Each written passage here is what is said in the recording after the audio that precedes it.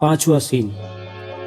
जंगल में मारीच अन्य राक्षसों से कहता है, मारीच, अरे नालायको, कुछ आगे पीछे का भी ख्याल है या सारा दिन खेल कूद में बिताते हो? बह देखो, सामने से शिकार निकला जाता है। एक राक्षस, हैं? क्या कहा? पहले थोड़ी मुझको पिला दो ताकि नशा तेज हो जाए। दूसरा राक्षस, तेरा सत्यानाश हो जाए, बराबर से ज्यादा हिस्सा लेता है। मारीच कहता है, तुम्हारा बेड़ा गर्क हो, कुछ मेरी भी सुनते हो या शराब ही पीते रहोगे? सब राक्षस कहते हैं, हाँ हाँ कहिए, शिकार? कहां शिकार? मारीच, अरे मूर्खो, बह देखो, सामने से शिकार जाता है। सब कहते हैं, अरे शिकार, हो जाओ तैयार। यात्री, कैसा सुनसान जंगल है, दिन में रात नजर आती है।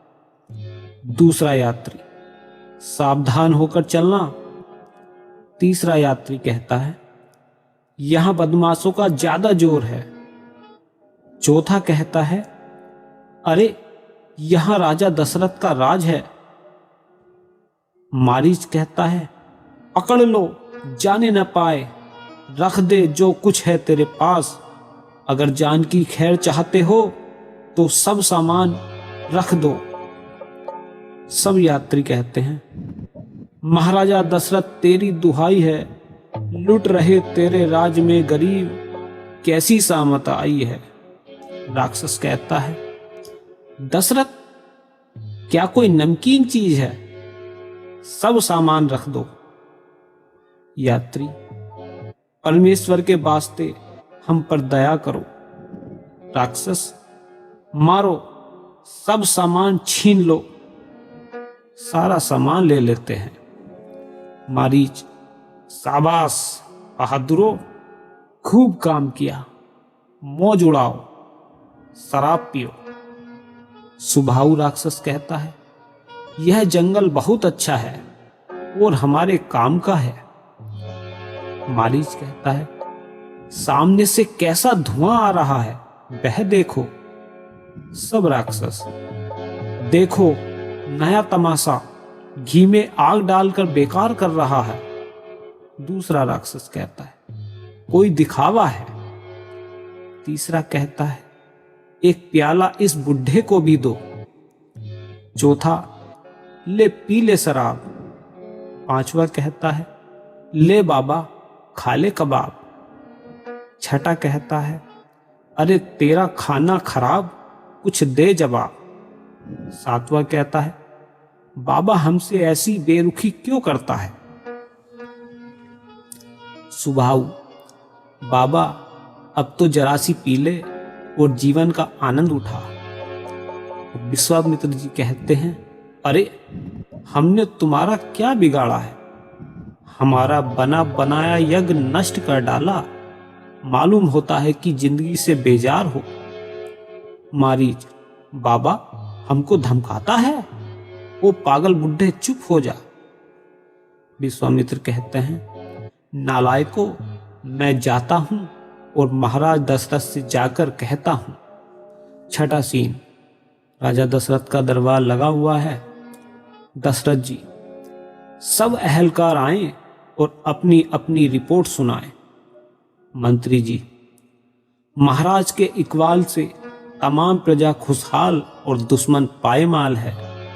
तमाम अफसर अपना काम दयानतदारी, ईमानदारी से करते हैं और महाराज की खैर ख्वाही का दम भरते हैं। सेनापति जी, महाराज का एक एक सिपाही जानिसार है और तख्त अयोध्या के लिए सिर देने को तैयार है।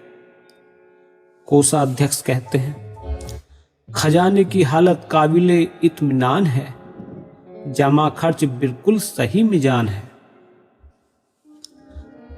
मंत्री जी कहते हैं, तमाम जिम्मेदार हर प्रकार की विपत्ति से रहित हैं, न किसी को किसी प्रकार की शिकायत है। बल्कि हर एक जुबान पर महाराज के इंसाफ की हिकायत है। कोतवाल जी अपनी रिपोर्ट देते हैं, शहर में हर तरफ आमनो अमान रहा, दास कर्मचारियों सहित निगहबान रहा। दशरथ जी कहते हैं, यूं तो मुझको अपने मंत्रियों पर पूरा पूरा विश्वास है, क्योंकि आप लोगों के प्रबंध से ही इस राज्य में हर तरफ प्रकाश है। परंतु मैं पूछता हूं कि आप में से कोई मनुष्य खुशामद व चापलूसों से तो यो काम तो नहीं लेता और मेरी किसी गलती का नाम नहीं लेता। सुमंत मंत्री जी कहते हैं, महाराज को किस तरह हमारी नेक नियति पर शक हुआ, जिसको सुनकर मेरा चेहरा भी फक हुआ। दशरथ जी कहते हैं, रात से मेरी तबीयत पर कुछ मलाल है। सुमंत जी, किस बात का ख्याल है? दशरथ जी कहते हैं, बात तो मामूली थी, परंतु मेरे लिए तो रात काटनी सूली थी। सुमंत मंत्री जी कहते हैं, महाराज अब अधिक बेताब न कीजिए और इस कदर परेशान न कीजिए। ऐसी क्या बात थी जो आपके लिए सूली की रात थी? दशरथ, कल रात को मैंने एक सपने से खुद को परेशान देखा। सुमंत जी कहते हैं, महाराज उसमें क्या सामान देखा? दशरथ, मंत्री जी, जब से यह स्वप्न देखा है दिल बेकरार है, चित्त पर अनेक प्रकार के ख्यालात का तमार है।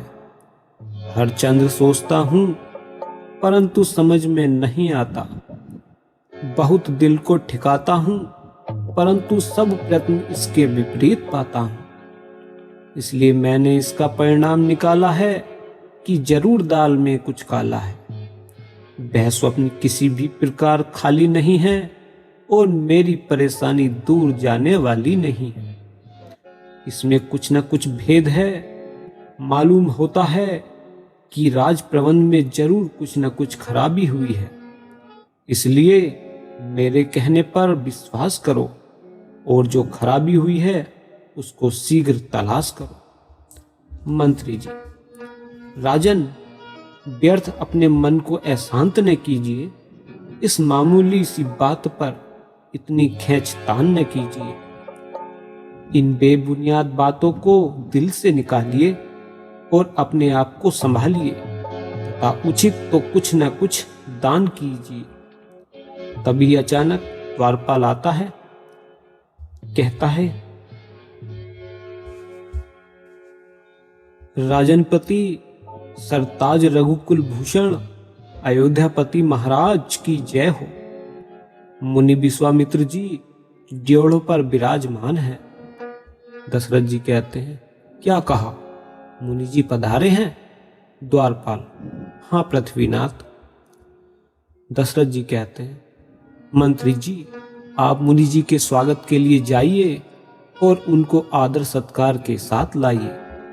मंत्री जी, महाराज का हुक्म सिर माथे मंजूर है। मुनि जी को आपका आदेश सुनाता हूं।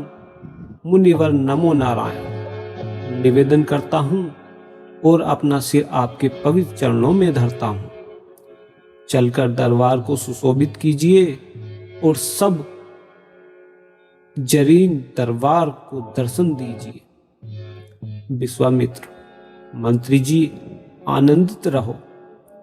यहां तक आने में जो आपको कष्ट हुआ उसको क्षमा मांगता हूं और आपको आशीर्वाद देता हूं, क्योंकि ऋषियों के पास आशीर्वाद के अतिरिक्त रखा ही क्या है। मंत्री जी कहते हैं, आप नाहक शर्मिंदा न कीजिए और शीघ्र दरबार में चलिए। विश्वामित्र, बहुत अच्छा, चलिए। दशरथ जी कहते हैं, मेरे धन्य भाग हैं जो आपने पवित्र चरणों से इस स्थान को शोभा दी। आसन ग्रहण कीजिए। चेहरे पर उदासी सी मालूम पड़ती है। क्या सफर की थकान है या कोई अन्य कारण है जो आपका हुलिया बिगड़ रहा है? विश्वामित्र जी कहते हैं, ए महाराज दशरथ दुहाई तेरी, हम फकीरों का भी यहाँ गुजारा नहीं। कष्ट मिलता हमें रात दिन इस कदर, कि हमारे से जाता सहा ही नहीं। कोई अपराध हमने न तेरा किया, त्याग बस्ती को जंगल में डेरा किया।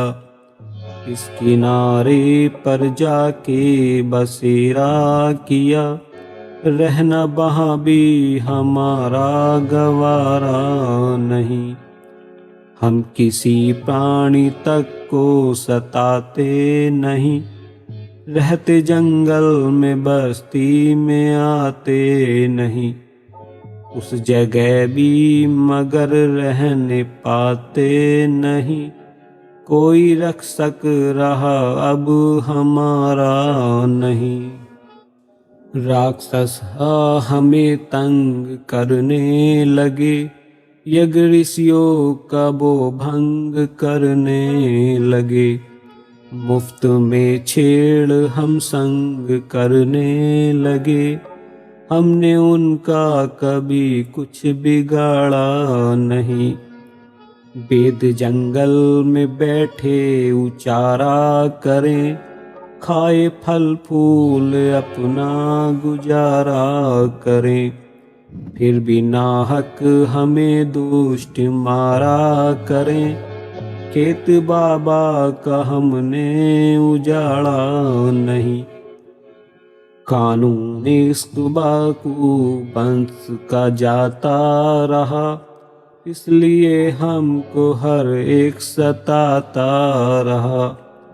आपको आराम महलों का सुहाता रहा, मगर कर्तव्य अपना बिचारा नहीं।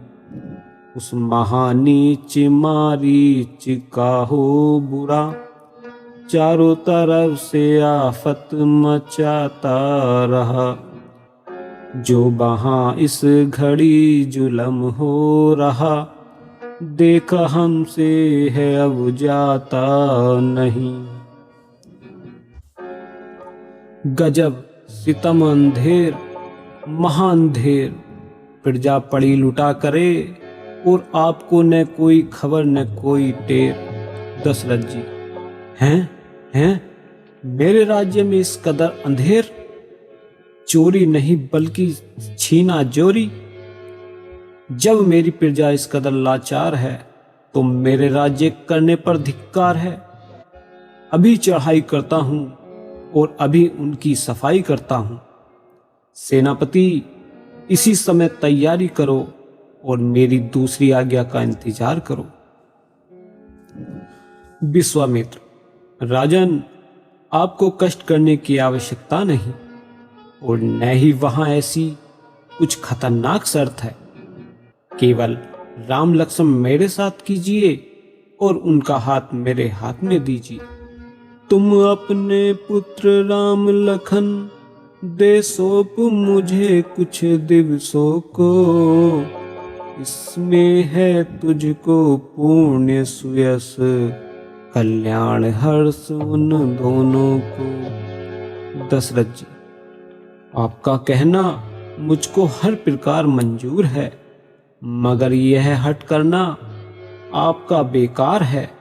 भला मैं किस तरह गवारा करूं कि बच्चों को तो युद्ध में भेजूं और मैं यहाँ मौज मारा करूं।